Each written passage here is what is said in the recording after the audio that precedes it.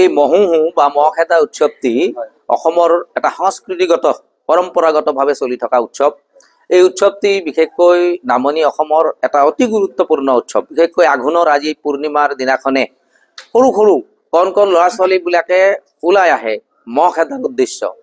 মহ খেদাৰ উদ্দেশ্যে যে আজিৰ দিনটোত মহ খেদিলে পৰিয়ালৰ মংগল হয়, সেই মংগল কল্যাণাৰ্থে ল'ৰা ছোৱালীবিলাকে মহ খেদা উৎসৱটি পালন কৰে।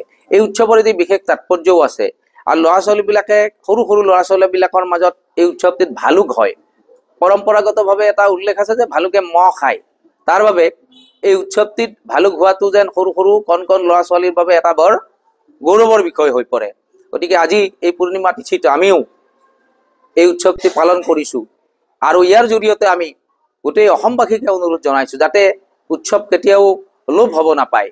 গতিকে এই উৎসৱটি যেহেতু পৰম্পৰাগতভাৱে চলি আছে, এই উৎসৱটি পুনৰাই উত্থান কৰি সকলোৱে এই উৎসৱত মানে যোগদান কৰি পুনৰাই যাতে অসমীয়া সংস্কৃতি মানে প্ৰজ্বল কৰি উঠে তাৰ বাবে সকলোকে আহ্বান জনাইছোঁ।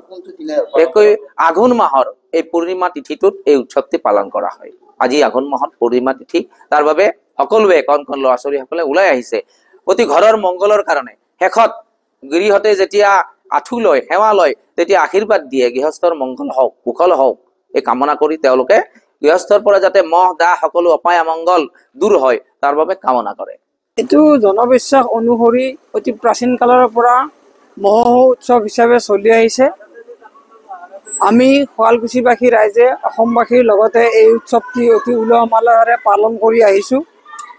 আজিৰ দিনটোৰ পৰা লোকবিশ্বাস মতে শীতকালটোৰ আৰম্ভণি হয় আৰু এই সময়ৰ পৰা আমাৰ মহ বিশেষকৈ নাশ হয় বুলি আমাৰ এটা বিশ্বাস।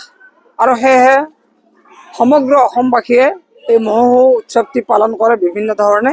আমি শুৱালকুছিবাসীও শ্ৰীকৃষ্ণৰ নাম গুণ গাই ঘৰে ঘৰে গৈ আমি প্ৰতি ঘৰ পদূলিতে আমি আশীৰ্বাদ দিওঁ ৰাইজে আৰু গৃহস্থইও সেৱাটি জনায়।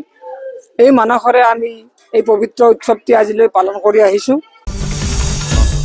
আসাম টক্স আপোচবিহীন অসম কণ্ঠ।